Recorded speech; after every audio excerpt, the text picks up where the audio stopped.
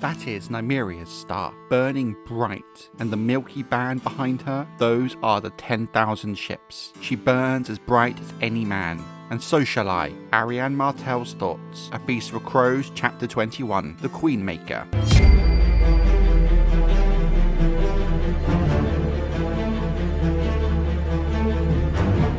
The origin of many of the Dornish houses stand out as unique, none more so than that of House Nymeros Martell of Sunspear. Not only is the founding of the house very different to most, but the manner in which it functions as a hereditary lordship and later a principality. During the timeline of the main book series, they are the rulers of Dorne, using the title Prince or Princess of Dorne, and they were an independent kingdom for much of the Targaryen era of Westeros. The Martells of old used a spear as their emblem, while Nymeria and her Rhoynar used the sun as theirs. When Nymeria wed Lord Mors Martell, the symbols were combined into a golden spear piercing a red sun on an orange field. Their words are unbowed, unbent, unbroken. For most of Dornish history, they stuck to those words. In appearance, they are what King Daeron I considered salty Dornishmen, with dark eyes, dark hair, and olive skin. From what we know, the house in its earliest form was founded by an Andal adventurer known as Oberyn Martell, sometime during the Andal invasion of Westeros thousands of years ago, with Morgan being one of the few Andal lords to brave the harsh sands of Dorne. He settled between the mouth of the Greenblood River and the broken arm of Dorne itself, in a very strategically valuable position. At first they were merely vassals to several petty kings, until Morgan led the defeat of his local rivals including the likes of House Wade and House Shell, thus growing his own personal holdings to a strip of land 50 leagues long and 10 leagues wide. Morgan was not so bold to name himself a king, however, cautious at the attention that would bring from the other great Dornish kings, the likes of House Jourdain, Alaron, and Ironwood. While House Martell grew and took time to consolidate their new position, Morgan felt it best not to rouse the ire of any of those who he may see as a rival. The prince and the princesses of House Martell have always had a reputation for their caution and planning, a trait that seems to go all the way back to the founder of the house itself. I thought you were Rhoynar, you Dornishmen I mean. We are in part, your grace. Nymeria's blood is in me, along with that of Mors Martell, the Dornish lord she married. On the day they wed, Nymeria fired her ships so her people would understand there could be no going back. Myrcella Baratheon and Elia Martell, A Feast for Crows, Chapter 21, The Queenmaker. The fates and fortunes of the early Martells would forever change with the coming of Nymeria and the Rhoynar in the year 700 BC. During the time of the Rhoynish Wars, House Martell was still one of the lesser families of Dorne, with their land dwarfed by that of House Ironwood. The Rhoynar fled Essos and the wrath of Old Valyria under the leadership of Nymeria. They did so in 10,000 ships, which would be their home for the next few years, running from safe harbour to islands and lands unknown, through successes and tragedies, until one day they came ashore on the coast of Dorne.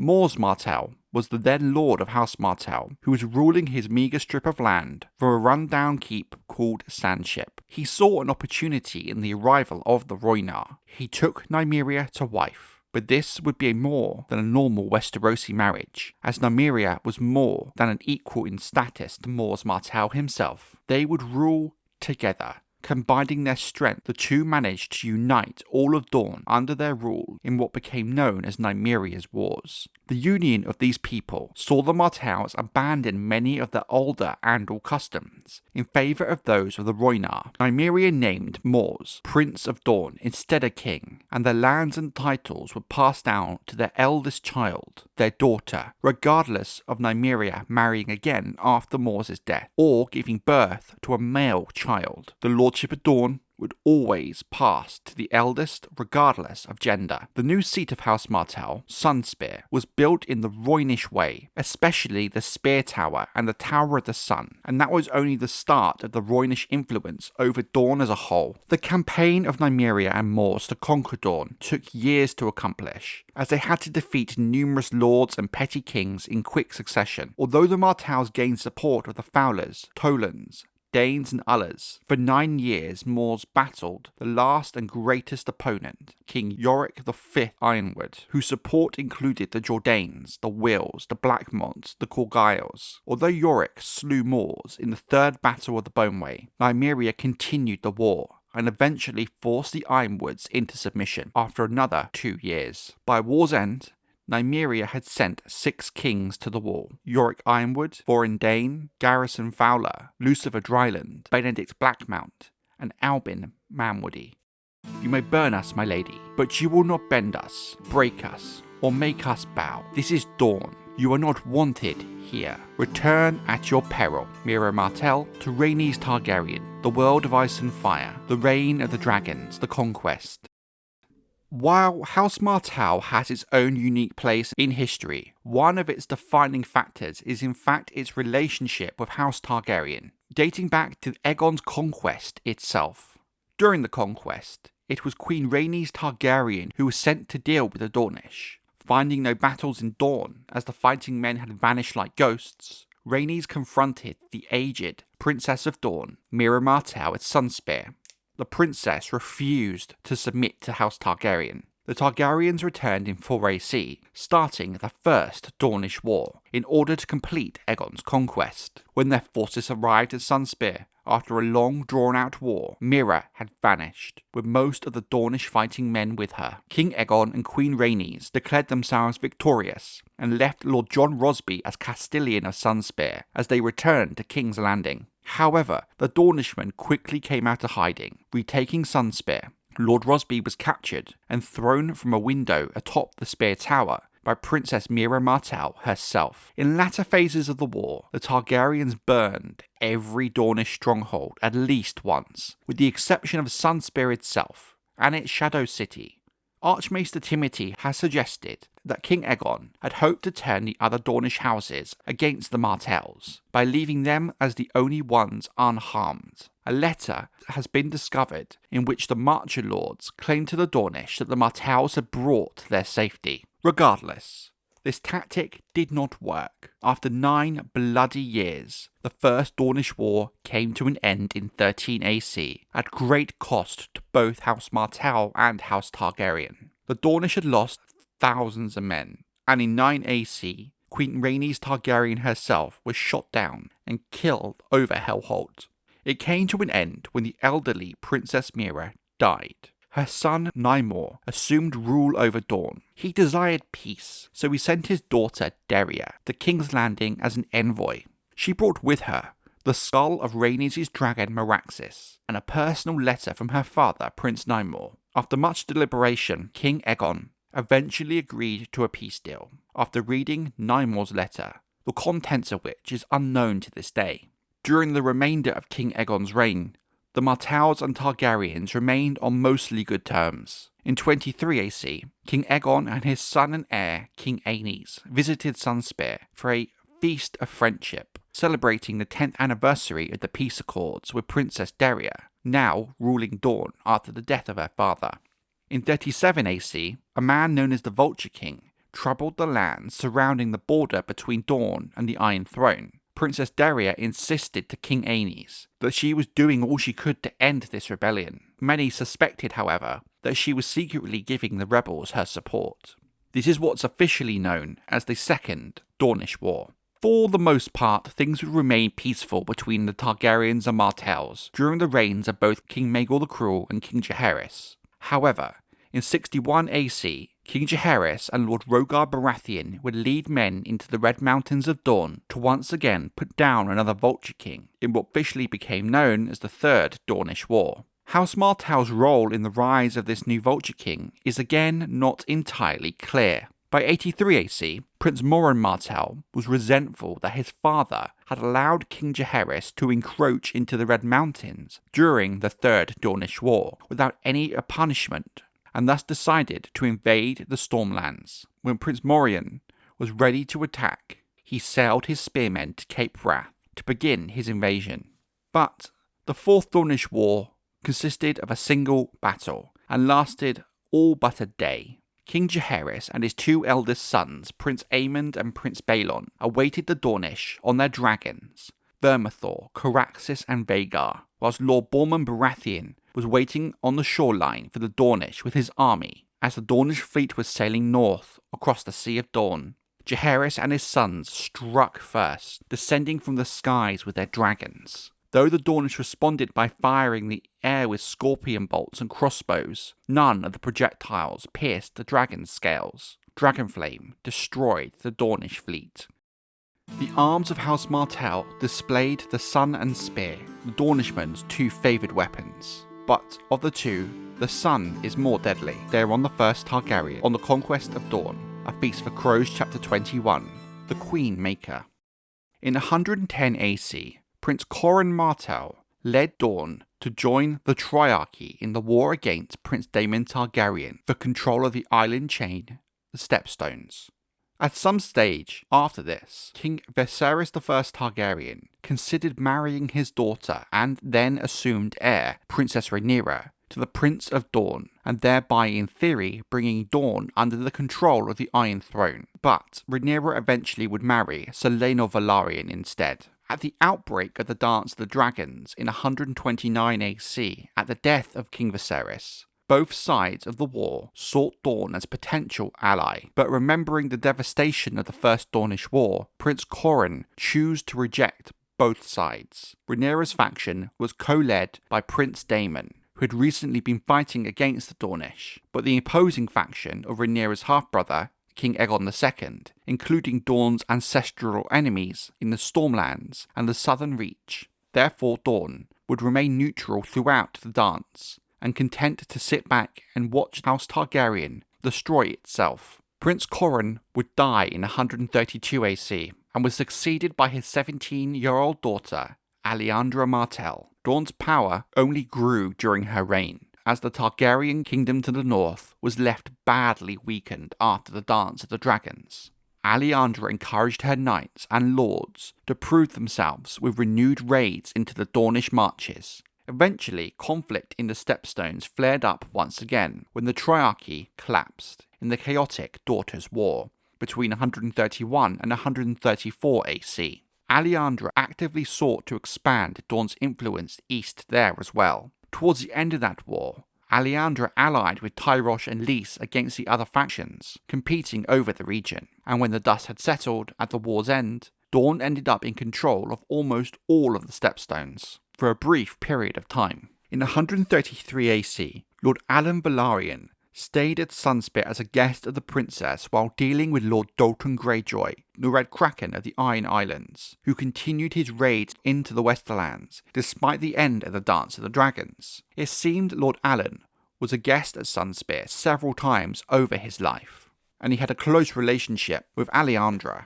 King Daeron I Targaryen, in effect, would conquer Dorne in 158 AC for a brief moment, when the Prince of Dorne bent the knee at the submission of Sunspear. But rebellion continued until Daeron's death. Only a few years later, with the death of his brother, the Iron Throne would pass to King Baelor I Targaryen, also known as Baelor the Blessed, whose first act as king was to grant pardon to all the Dornish hostages taken during the conquest. He walked barefoot from King's Landing to Sunspear, personally escorting the hostages, who rode on fine horses, back home. The Prince of Dorne and Baelor came to an agreement regarding a peace. As part of the terms of the agreement, Baelor agreed to betroth his young cousin, Daeron, to Princess Elia Martell. As both were still young children, the marriage would take place later into Baelor's reign. House Martell is ancient and noble, and has been a loyal friend to House Targaryen for more than a century, Your Grace. Barristan Selmy to Daenerys Targaryen, A Dance with Dragons Chapter 50, Daenerys 8. Prince Daeron would inherit the Iron Throne in 184 AC and ascended the Iron Throne as King Daeron II Targaryen. One of his earliest significant acts after assuming the throne was to begin negotiations to unify Dorne under Targaryen rule. Negotiations lasted 2 years, but eventually Daeron and his brother-in-law, Prince Maron Martell, now the ruling Prince of Dorne, reached an agreement. Maron was betrothed to Daeron's younger sister, Princess Daenerys. When they were wed in King's Landing in 187 AC, Prince Maron knelt before the Iron Throne and swore oaths of fealty, placing Dorne under Targaryen rule. Due to the peaceful negotiations and unification, the Martells were allowed to continue using the title Prince of Dorne, unlike their lordly counterparts in the rest of the Seven Kingdoms, which angered many of the ancient great houses, whom used to call themselves kings. They additionally had won several concessions during negotiations, resulting in significant rights and privileges for the Dornish lords that other houses did not have. Additionally, Dornish influence at the royal court at King's Landing only grew. All of these concessions resulted in dissatisfaction among some lords, and was one of the seeds from which the First Blackfyre Rebellion eventually grew. However, the rebellion, in some ways, would help integrate Dorne and House Martell into the fabric of the Seven Kingdoms even more, as, during the First Blackfyre Rebellion, Prince Baelor Targaryen, the eldest son of King Daeron II and Queen Elia Martell, commanded hosts from Dorne